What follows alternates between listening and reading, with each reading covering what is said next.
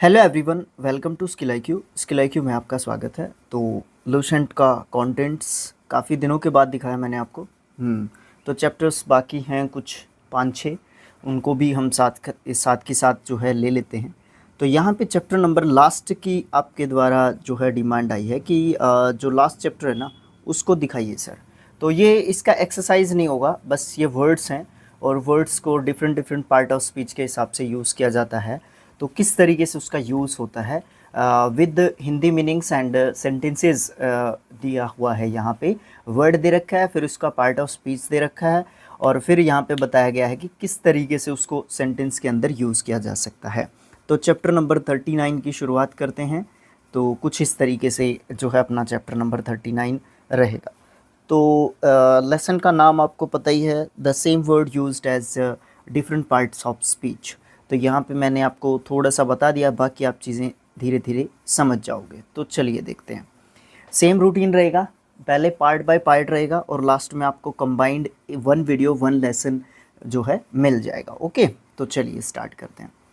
सबसे पहले नंबर पे ए दिया हुआ है, ए या आ भी इसको प्रोनाउंस करते हैं। जब प्रोनाउंसिएशन की बात आती है प्रॉपर तो आ भी इसको प्रोनाउंस करते हैं। ज़्यादातर ए समझते हैं तो ए को ज़्यादा प्रीफरेंस देता हूँ मैं, ठीक है। ज़्यादा प्रोनाउंसिएशन के पीछे मैं भागता नहीं हूँ, क्योंकि चीज़ें जो है देहाती यानी कि ग्रामीण क्षेत्रों से जो बिलोंग करते हैं बच्चे, उनको ज़्यादा समझ में आनी चाहिए, बजाय कि जो अर्बन एरियाज़ से बिलोंग करते हैं बच्चे, उनको ज़्यादा समझ में आए, ठीक है। उनका प्रोनाउंसिएशन ऑलरेडी मुझे 100% तो नहीं बोल सकता, बट कुछ ना कुछ हद तक जो है ठीक ही होता है, ठीक है। तो चलिए देखते हैं, ए की बात करते हैं। ए को हम 2 तरीके से यूज़ कर सकते हैं, ज़रूरी नहीं है 2 ही तरीक़ों से, और भी बहुत सारे तरीके हैं, लेकिन यहाँ पर जो दिया गया है 2 दिया गया है, तो 2 ही तरीके से हम बात करेंगे। सबसे पहले ए आर्टिकल होता है, ए और एन जो है हमारे इनडिफाइनेट आर्टिकल होते हैं, ठीक है। और द जो है हमारा डिफाइनेट आर्टिकल होता है। तो इस बात को छोड़ दीजिए, यहाँ पे जो चीज़ दी गई है उसकी तरफ फोकस कीजिए। तो यहाँ पे क्या है, ए जो है आर्टिकल के रूप में यूज़ किया जाता है, तो उसका मतलब एक होता है, एन का मतलब भी एक होता है, और ए एक जो है प्रेपोजिशन का भी काम करता है, ठीक है। तो 2 काम करता है ए। तो एक जब प्रेपोजिशन के रूप में काम करता है तो उसका मतलब पर होता है। जैसे कि अगर बात करें, a man is here, he has gone a hunting. तो यहाँ पे देखो, सबसे पहले वाले सेंटेंस को देखो, अ मैन इज़ हेयर, एक व्यक्ति यहाँ पे है, एक व्यक्ति है यहाँ पे। तो यहाँ पे ये ए जो है वो किसका काम कर रहा है, वो यहाँ पे आर्टिकल का काम कर रहा है, ओके, और संख्या को बता रहा है ना। तो उस हिसाब से भी ये आर्टिकल हो गया। दूसरी बात क्या है, इसके ये सब्जेक्ट के रूप में भी दिया गया है। वैसे ज़रूरी नहीं है कि ऑब्जेक्ट के रूप में या और किसी जगह पे भी ये जो है आर्टिकल का काम कर सकता है, बट ये जो है यहाँ पे किसका काम कर रहा है, आर्टिकल का काम कर रहा है। एक व्यक्ति बताने की यहाँ पे कोशिश कर रहा है ये, ठीक है। उसके बाद दूसरा सेंटेंस जो है, he has gone a hunting. अब यहाँ पे ही हैज़ गॉन, वो गया, कहाँ पे गया, हंटिंग करने के लिए, यानी कि शिकार पर गया, है ना, शिकार करने के लिए गया, है ना। तो यहाँ पे जो ए है वो उसका क्या पार्ट ऑफ स्पीच होगा, प्रेपोजिशन यहाँ पे होगा। दूसरा जो वर्ड आता है वो है अबव। ज़्यादातर हम अबव को प्रेपोजिशन के रूप में जानते हैं, ठीक है। ज़्यादातर हम अबव को प्रेपोजिशन के रूप में जानते हैं सबसे ज़्यादा। देखो, मैं तो ऑनेस्टली मैंने आपको बता रखा है कि मैं ऑनेस्ट जो बात होती है या ईमानदारी जो होती है ना, उससे ज़्यादा बात करता हूँ। मैंने तो ज़्यादातर जो पार्ट ऑफ स्पीच देखा है मैंने इसका अबव का, वो प्रेपोजिशन सुना है, देखा है या देखा है, तो वहाँ पे ये मैं निकाल नहीं पाया कि इसका पार्ट ऑफ स्पीच कुछ दूसरा भी है। तो यहाँ पे 4 पार्ट ऑफ स्पीच दे रखे हैं इसके। एडवर्ब, एडवर्ब का मतलब होगा ऊपर। एडजेक्टिव, इसका मतलब होगा पहले का, और नाउन के रूप में होगा इसका मतलब ऊपर, और प्रेपोजिशन के रूप में होगा अधिक ऊंचा। चारों के एग्जाम्पल्स के द्वारा समझने की कोशिश करते हैं। जब हम एडवर्ब के रूप में यूज़ करते हैं तो कहते हैं गॉड लिव्स अबव, भगवान जो है ऊपर रहते हैं, है ना। भगवान कहाँ पे रहते हैं, ऊपर रहते हैं। तो यहाँ पे मैं अबव को किस रूप में यूज़ कर रहा हूँ, एडवर्ब के रूप में यूज़ कर रहा हूँ। दूसरा एग्जाम्पल है, the above rule is very important. The above rule, यहाँ पे देखो, द है डिफाइनेट आर्टिकल है, उसके बाद अबव है, उसके बाद रूल है जो कि हमारा नाउन है, ठीक है। नाउन को कौन डिफाइन करता है? एडजेक्टिव डिफाइन करता है। एडजेक्टिव को कौन डिफाइन करता है? एडवर्ब डिफाइन करता है। वैसे एडवर्ब किसको डिफाइन करता है? वर्ब को डिफाइन करता है। मुझे पेन चेंज ही करना होगा। ओके, किसको एडवर्ब किसको डिफाइन करता है? मेनली वर्ब को डिफाइन करता है। तो इस तरीके की चीज़ ध्यान रखनी जरूरी है। उसके बाद क्या है? तो यहाँ पे अबव क्या हो जाता है? एडजेक्टिव हो जाता है। सॉरी, रूल के ऊपर लगा दिया, अबव, है ना। तीसरा एग्जाम्पल है all good things come from above. जो सारी की सारी अच्छी जो चीज़ें होती हैं वो सारी कहाँ से आती हैं? ऊपर से आती हैं। तो मुझे ऐसा लगता है कि मैं अगर मुझे दे दिए जाए ये दोनों सेंटेंस तो मैं इसमें डिफरेंस नहीं कर पाऊँगा कहाँ पे अबव को एडवर्ब के रूप में यूज़ किया गया है और कहाँ पे एडवर्ब को नाउन के रूप में यूज़ किया गया। बट सच्चाई ये है कि नाउन के रूप में इसको बहुत कम यूज़ किया जाता है। ऊपर की सेंस ही निकल रही है तो हम यही कहेंगे कि इसको या तो एडवर्ब के रूप में यूज़ किया गया है या फिर प्रेपोजिशन के रूप में यूज़ किया गया है, ठीक है। नाउन की तरफ तो हम बहुत कम जाएंगे। प्रेपोजिशन तो आप वैसे भी समझ जाएंगे। Aditi stood high above the rest, है ना, है ना। तो ये चीज़ यहाँ पे क्या हो जाएगी? बहुत ऊंचा। यहाँ पे बात कर रहे हैं अदिति जो है स्टूड करती है बहुत ज़्यादा हाई बाकी के जो दूसरे हैं उनसे। अगला है आफ्टर। आफ्टर को हम एडवर्ब के रूप में जानते हैं, एडजेक्टिव के रूप में जानते हैं, प्रेपोजिशन के रूप में जानते हैं, कंजंक्शन के रूप में जानते हैं। इसके बारे में चारों का सुना है। तो एडवर्ब का मतलब होता है उपरांत। जब हम बात करते हैं someone will go now, a man will come after, है ना। जैसे सुमन जाएगी, अभी जैसे ही सुमन जाएंगी तभी उसके बाद उसके उपरांत जो है एक व्यक्ति यहाँ पे आएगा। प्रेपोजिशन का मतलब होता है पीछे पीछे। जैसे Aditya came after me, Aditya जो है मेरे साथ साथ पीछे पीछे आएगा, ठीक है। यहाँ पे जो है आपको पीछे पॉजेसिव सॉरी एडजेक्टिव दिखाई दे रहा है पीछे आपको, ठीक है। ऑब्जेक्टिव ऑब्जेक्ट दिखाई दे रहा है, ऑब्जेक्टिव केस का प्रोनाउन दिखाई दे रहा है, पर्सनल प्रोनाउन, ठीक है। उसके पहले जो है आफ्टर को यूज़ किया गया है और जस्ट बाद अपने वर्ब के यूज़ किया गया है। कुछ इस तरीके की चीज़ें आप देख लिया करो, निकालने की कोशिश किया करो। कंजंक्शन इसके पीछे। Veena came after Neelu had gone. Veena तब आएगी जब जो है नीलू जो है जा चुकी होगी या जा चुका होगा, जो भी ये नीलू का जो भी जेंडर है यहाँ पे, ये जाएगा या जाएगी तो वीना आएगी, ठीक है। ये चीज़ एडजेक्टिव में बाद का sinners reap the consequences in after days. जो सिनर्स होते हैं वो रीप करते हैं, मतलब क्या करते हैं, एक तरीके से उन चीज़ों को पका देते हैं, एक तरीके से पका देते हैं मीन्स तैयार करते हैं उन चीज़ों को, जो भी कॉन्सिक्वेंसेस होते हैं कुछ दिनों के बाद उन जो सिनर्स होते हैं उन चीज़ों को पका देते हैं, करा दे, कुछ इस तरीके का निकालने की कोशिश कर रहा है ये, ठीक है। तो यहाँ पे कहने का मतलब यहाँ पे ये है, जो इसका कंक्लूज़न यहाँ पे निकाल सकते हैं हम लोग, वो क्या निकाल सकते हैं? वो निकाल सकते हैं कि जो आफ्टर होता है उसका मतलब होता है के बाद, ठीक है, उसका मतलब के बाद होता है। बाकी आप पार्ट ऑफ स्पीच को समझने जाओगे, बहुत ज़्यादा गहराई में जाओगे तभी समझ पाओगे, अन्यथा आप लोग समझ नहीं पाओगे, ठीक है। एक आफ्टर जब होता है यूज़, ठीक है, आफ्टर जब यूज़ होता है तो इसके बाद में हैड प्लस के वर्ब की थर्ड फॉर्म और पहले वर्ब की सेकंड फॉर्म देखी जाती है, ठीक है। ये चीज़ जो है ज़रूर ध्यान रखना, ये चीज़ जो है ज़रूर ध्यान रखने की होगी हमारे लिए। उसके बाद एज आ जाता है। एज को हम ज़्यादातर कंजंक्शन के रूप में जानते हैं। एडवर्ब और प्रोनाउन भी इसका जो है एक पार्ट ऑफ स्पीच होता है। एडवर्ब के रूप में हम इसको जितना की सेंस में यूज़ करते हैं, this pen is not so good as that, या किसी दूसरे के बजाय हम जो है बात करते हैं, ठीक है। दैट मतलब किसी दूसरे के लिए, दिस और दैट मतलब एक पेन ये और एक पेन दूसरा, उन दोनों के बीच में जो है क्या किया गया है, एक तरीके से कंपैरिजन किया गया है कि ये पेन जो है ना उस पेन से इतना अच्छा नहीं है।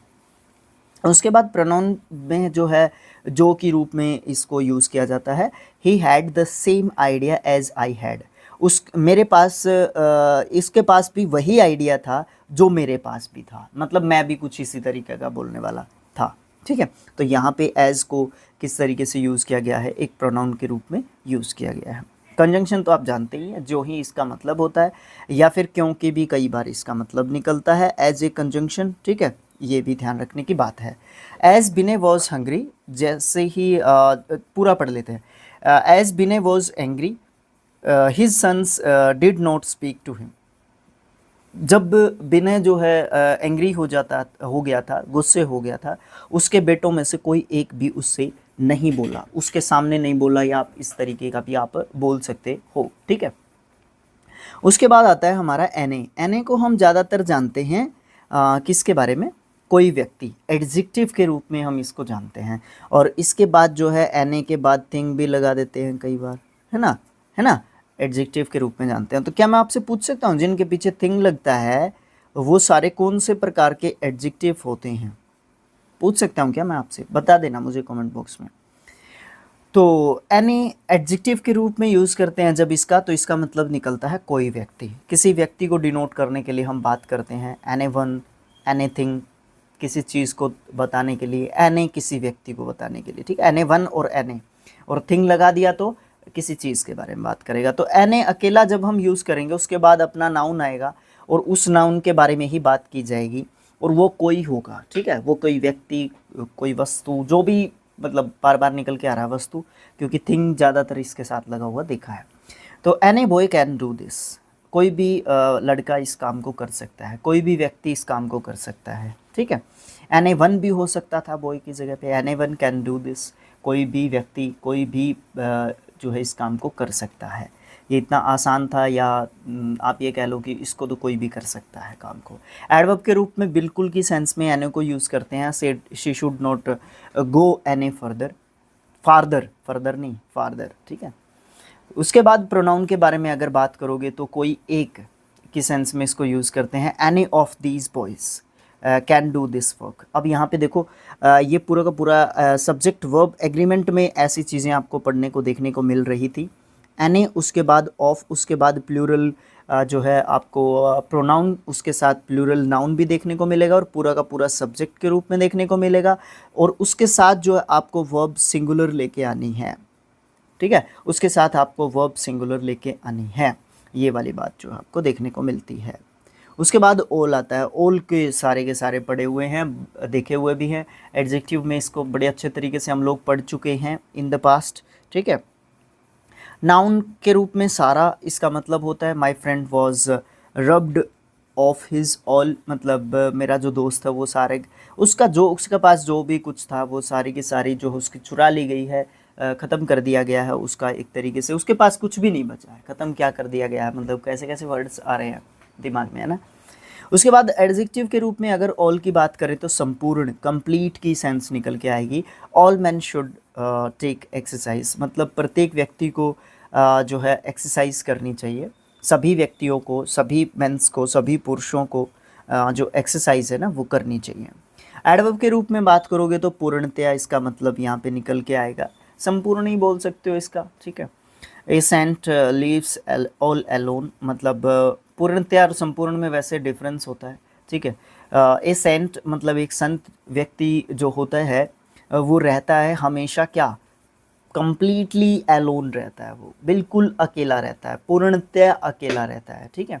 प्रोनाउन के रूप में अगर बात करें ऑल की तो आपको कम देखने को मिलेगा, बट आपको देखने को ज़रूर मिलता है। समूचा इसका मतलब होगा, कहीं ना कहीं कंप्लीट इसकी सभी की सेंस निकल के आती है, ठीक है। इसलिए हमें पहचानना मुश्किल हो जाता है। अब देखो दोनों में, एडजेक्टिव और प्रोनाउन में तो पहले ही नंबर पे लिखा हुआ है, तो यहाँ पे हम ढूंढने में भी मुश्किल होगी हमें, ठीक है ना। तो यहाँ पे जो है इसके बाद प्लूरल नाउन है, यहाँ पे इसके बाद ऑफ है, फिर पॉजेसिव एडजेक्टिव है, फिर प्लूरल नाउन है। तो इस तरीके से आप इसका कुछ निचोड़ निकाल सकते हो, और ज़्यादा गहराई में जाओगे ना तो निकाल सकते हैं आप लोग इसका जो निचोड़ होता है वो, ठीक है। उसके बाद हमारा आता है एज। एज के बारे में बात की गई है, कुछ दो यहाँ पे दिए गए हैं, आगे पेज पे जाएंगे तो देखेंगे कि और भी ज़्यादा तो नहीं दिए हुए कहीं पे। नाउन के रूप में भी आप जानते हो और वर्ब के रूप में भी इसको जानते हो। एज्ड इसका सेकंड एंड थर्ड फॉर्म हो जाता है, बूढ़े हो जाना, ठीक है। और नाउन के रूप में बात करो तो किसी स्टेज के बारे में बात करते हो, अवस्था के बारे में बात करते हो। जैसे he died at the age of 75, वो जो है मृत्यु को प्राप्त हो गए कितनी एज में, 75 की एज में। Grief has aged this man, है ना।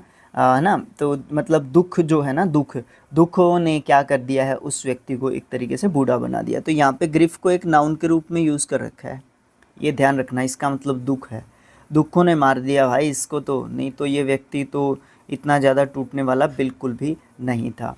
तो यहाँ पे आपको सिर्फ और सिर्फ जो है दो ही पार्ट ऑफ स्पीच देखने को मिले थे एज के। नेक्स्ट है एयर। एयर भी आपने देखा होगा, काफ़ी जो है इसके बारे में सुना होगा, ठीक है। नाउन के रूप में यूज़ करते हैं, हवा या हाव भाव दोनों सेंसों में यूज़ करते हैं।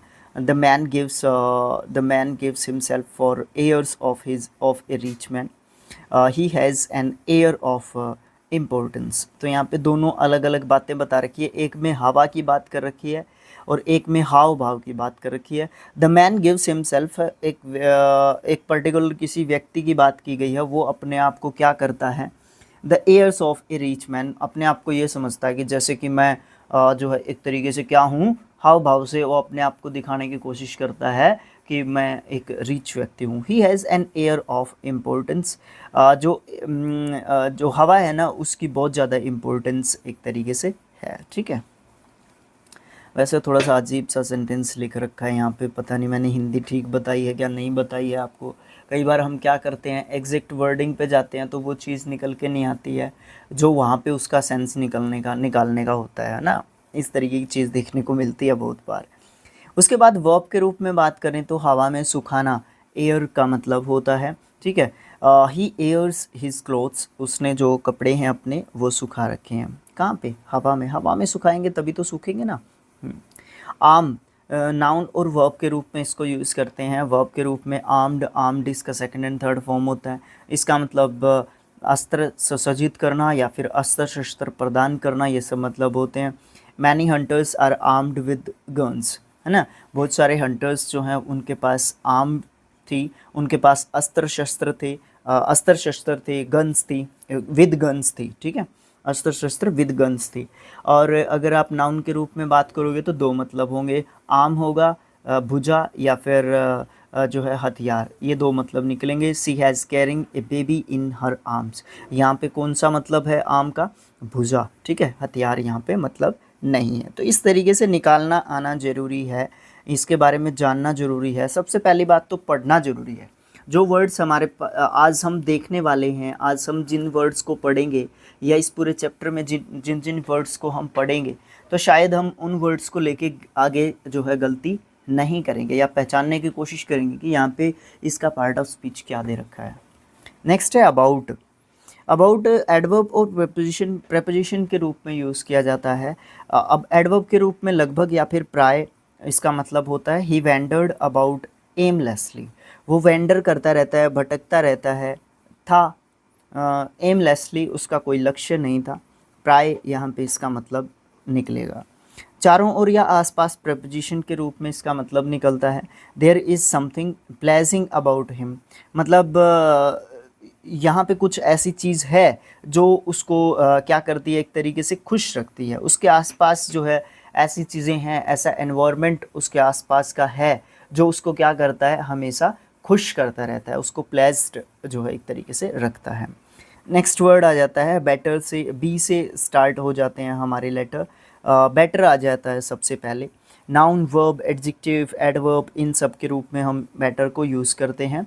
और जब एडजेक्टिव की बात करते हैं तो गुड, बेटर, ठीक है। गुड, बेटर और बेस्ट होता है क्या, मुझे बता देना भाई, ठीक है, क्योंकि मुझे कम पता है।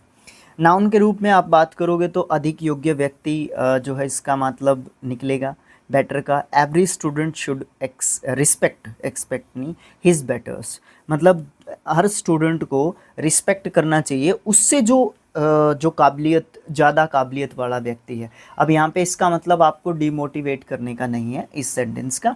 इसका मतलब ये है कि हम जो है उससे सीख सकते हैं, बहुत सारी चीज़ें सीख सकते हैं। हमारे सीनियर्स हो सकते हैं, हमारी क्लास में हो सकते हैं, हमारे कॉम्पिटिटर्स हो सकते हैं। आज किसी का सिलेक्शन हो गया साथ वाले का, तो उससे हमें जो है क्या करने की ज़रूरत नहीं है, डिमोटिवेट होने की ज़रूरत नहीं है। इवन ये भी हो सकता है कि वो आपसे कम जो है एक तरीके से क्वालिफाइड हो, या फिर आपसे कम, उसका ये लगता है आपको कि आपसे कमज़ोर है वो पढ़ाई में और उसका सिलेक्शन हो गया बट मेरा नहीं हुआ। उससे डिमोटिवेट होने की ज़रूरत कतई नहीं है, क्योंकि ये हो सकता है कि आपको पता बहुत कुछ है बट ड्यूरिंग एग्जामिनेशन आप टाइम का अच्छा उपयोग नहीं कर पाते हैं, या और भी बहुत सारे ऐसे फैक्टर्स होते हैं जिसमें आना ही बहुत ज़रूरी नहीं होता है। आप टाइम को कैसे यूटिलाइज़ कर पाते हो, एक ड्यूरिंग एग्जामिनेशन आप किस प्रकार का परफॉर्म करते हो। तो प्रैक्टिस आपने बहुत कर ली बट आपने लास्ट टाइम पे जब परफॉर्म करना था तो उस टाइम पे आपने अच्छा परफॉर्म नहीं किया। तो ये जो इम्पोर्टेंट चीज़ हो जाती है एक तरीके से, ठीक है ना। तो ये चीज़ बहुत ज़्यादा ज़रूरी होती है। उसके बाद वर्ब के रूप में बात करोगे तो इसकी वर्ब बता देना मुझे क्या होती है, ठीक है। कमेंट बॉक्स में लिख के बताना मुझे, ताकि पता चले कि आपने वीडियो को 20 मिनट के आसपास देखा है। तो क्या होता है, वर्ब के रूप में यूज़ करते हैं तो इसका मतलब होता है सुधारना।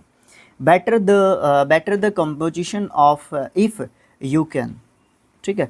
आप उस कंपोजिशन को, उस संगठन को संभालने की कोशिश करें अगर आप कर सकते हैं। अब यहाँ पे बेटर को देखने के बाद कोई भी ये नहीं कह सकता कि यहाँ पे बेटर जो है वो एक वर्ब के रूप में यूज़ किया गया है। मेरे को अगर शुरुआत में ही आप ये दिखा दोगे सेंटेंस, तो मैं बिल्कुल भी नहीं कह सकता कि ये जो है वर्ब के रूप में यूज़ किया गया सेंटेंस है यहाँ पे, ओके। उसके बाद बात करते हैं एडजेक्टिव की। श्रेष्ठतर, बेहतर, है ना, गुड, बेटर, बेस्ट, यहाँ पे आती है वो बात। दिस पेन इज़ बेटर, है ना, this is a better pen, या this pen is better than that, इस तरीके का कुछ आप लिख सकते हो। एडवर्ब के रूप में अधिक अच्छा, ही can write better than better. Better भाई क्या करूँ मैं, जो कंपैरेटिव डिग्री आती है ना उसके साथ देन आपको देखने को मिलता है, ठीक है। तो वो वाली चीज़ आ रही है यहाँ पे। He can write better with his pen, वो और भी अच्छा जो है क्या कर सकता है, लिख सकता है अपने जो है पेन के साथ, ठीक है, या उसके खुद के पेन के साथ। बट की आप बात करने जाओगे तो 4 पार्ट ऑफ स्पीच आपको देखने को मिलेंगे। एडवर्ब, प्रेपोजिशन, कंजंक्शन, नाउन या फिर वर्ब के रूप में 5 बोलो आप देखने को मिलेंगे, ठीक है। एडवर्ब के रूप में मगर या फिर केवल की सेंस निकलेगी। He can but go there, यहाँ पे बट की जगह पे आप ओनली का यूज़ भी कर सकते हो, ठीक है।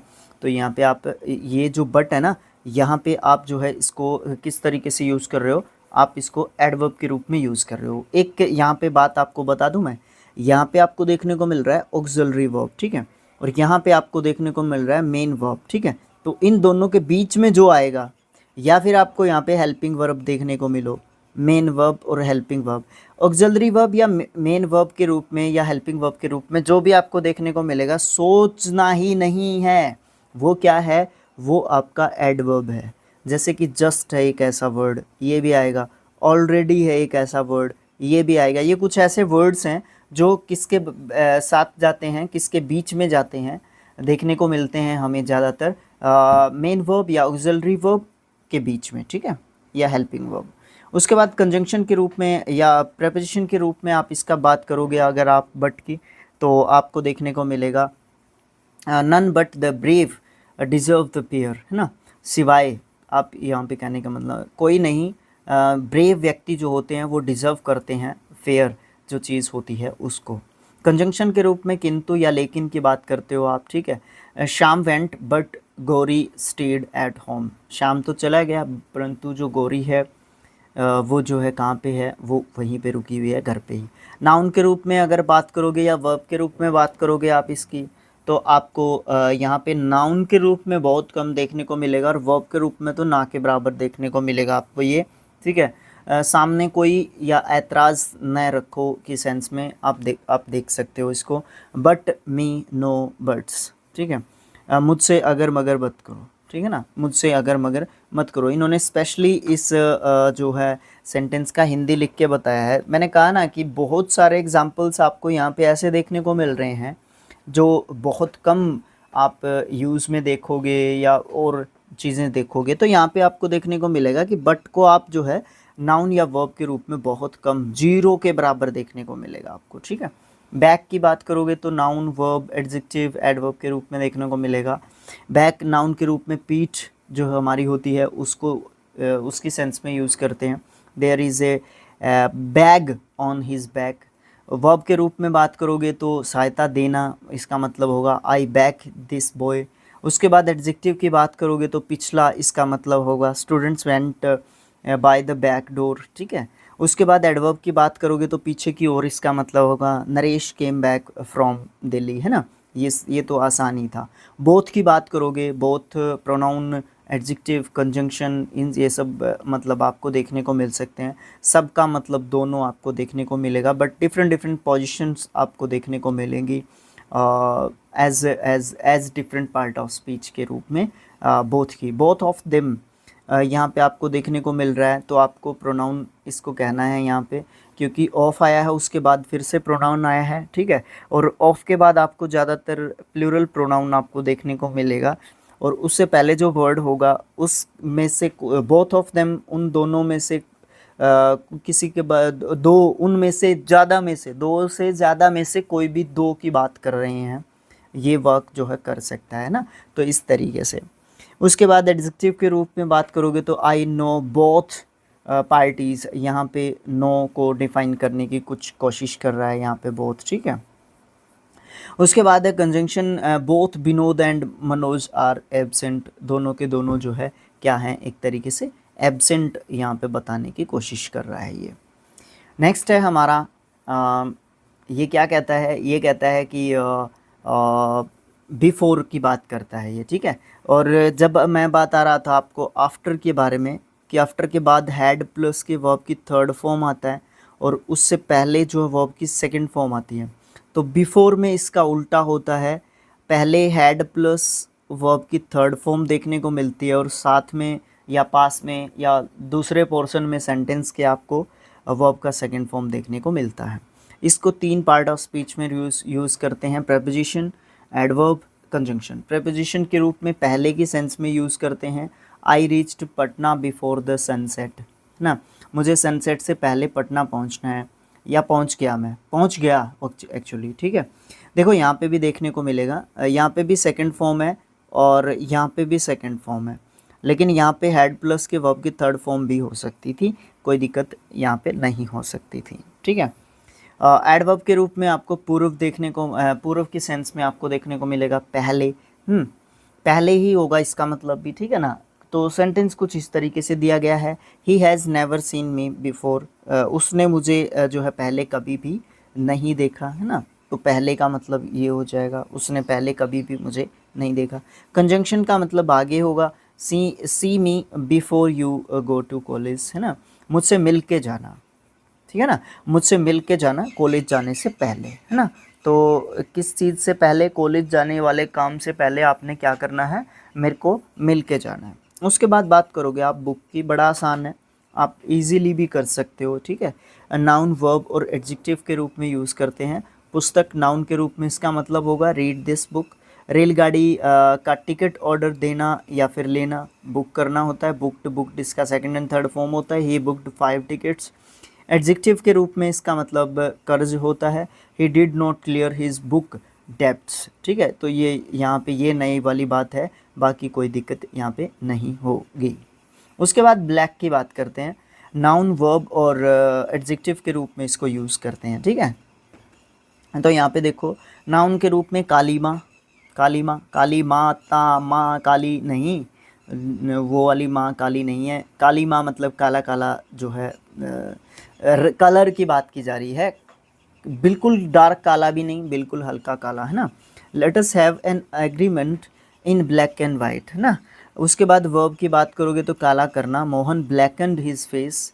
एडजेक्टिव का मतलब काला होगा, I have got a black shirt, मैंने एक ब्लैक शर्ट जो है ली, प्राप्त की या कर चुका हूँ, ये सब मतलब आप इसके बोल सकते हो, ओके, ये चीज़ कह सकते हो। एडजेक्टिव के रूप में आप इसको ज़्यादातर देखते हो, नाउन के रूप में ब्लैक, काला, कलर के रूप में भी आप इसको यूज़ कर सकते हो, ठीक है, ये यहाँ पे दिया हुआ नहीं है। ब्लाइंड की बात करोगे तो नाउन, एडजेक्टिव और वर्ब के रूप में यूज़ कर सकते हो आप, ठीक है। तो नाउन के रूप में अंधे लोगों को डिनोट करने के लिए हम ब्लाइंड कहते हैं उनको, ठीक है। We should help the blind, तो यहाँ पे दे भी लगाया गया है इन लोगों से पहले, ठीक है, इसलिए भी समझ सकते हैं हम लोग कि ये नाउन के रूप में यूज़ किया गया है ना। वर्ब के रूप में her sympathy for him blinded her to his faults, इसका मतलब होगा या तो अंधा करना, अंधा करना मतलब सोच समझ ख़त्म हो जाना किसी की, ठीक है, विवेकहीन बना देना किसी को, है ना। तो ये ब्लाइंडेड कर दिया है उसकी गलतियों ने। वो उसकी जो सिंपैथी है ना, किसके लिए, उसके लिए, इस हिम के लिए, उन सिंपैथियों ने क्या कर दिया, उसको है ना एक तरीके से ब्लाइंड बना दिया है। वो जो है अंधी हो गई है एक तरीके से उसके प्यार में। प्यार में मीन्स अपना बच्चा हो सकता है, बच्ची हो सकती है, उसके प्यार में वो अंधी हो चुकी है, बट उसको उसकी गलतियां दिखाई ही नहीं देती, ये वाली चीज़, ठीक है। एडजेक्टिव के रूप में आप अंधा या नेत्रहीन, देखा अनदेखा करना, ये बात कह सकते हो आप, ठीक है। जैसे he is blind in the left eye, वो जो है एक तरीके से एक आँख से क्या है, अंधा है, तो यहाँ पे इसका मतलब अंधा बन गया। Mothers are sometimes blind to the faults of their children, जो मदर्स होती हैं, जो माताएं होती हैं, वो अपने बच्चों के जो गलतियाँ होती हैं ना, उनको क्या कर देती हैं, एक तरीके से ब्लाइंड कर देती हैं, देख के भी अनदेखा कर देती हैं कि नहीं कोई बात नहीं, बच्चा है, ऐसे हो जाता है, ये हो जाता है, वो हो जाता है, ठीक है। इस तरीके का कुछ आपको देखने को मिल जाता है। ब्लो होता है वर्ब और नाउन के रूप में ब्लो को यूज़ करते हैं, इसका मतलब गुस्सा, मुक्का, आघात या धक्का, ये सब मतलब आप बोल सकते हो, ठीक है। वर्ब के रूप में बहलाना, फुसलाना, चलना, ये सब मतलब आप इसके बोल सकते हो। ब्लो, ब्लू, ब्लोन, कुछ इस तरीके से शायद इसकी सेकेंड एंड थर्ड फॉर्म्स होती हैं, ठीक है। He struck his enemy a heavy blow on his head, यहाँ पे इसका मतलब क्या होगा, मुक्का या प्रहार या आघात एक तरीके से उसने किया अपने एनिमी के हेड पे। His father's death was a great blow to him, आघात, धक्का आप इसको बोल सकते हो एक तरीके से। आघात एक ऐसा वर्ड है जिसको नेगेटिवली पॉजिटिवली आप दोनों तरीके से यूज़ कर सकते हो। वैसे पॉजिटिव तो क्या है, मतलब इसके सेंस तो बनते हैं, ठीक है ना। एक तो किसी के ऊपर आपने वार कर दिया, किसी के ऊपर, तो आपने क्या कर दिया, किसी को उसको आघात पहुंचाया, उसको दुख पहुंचाया आपने, ठीक है।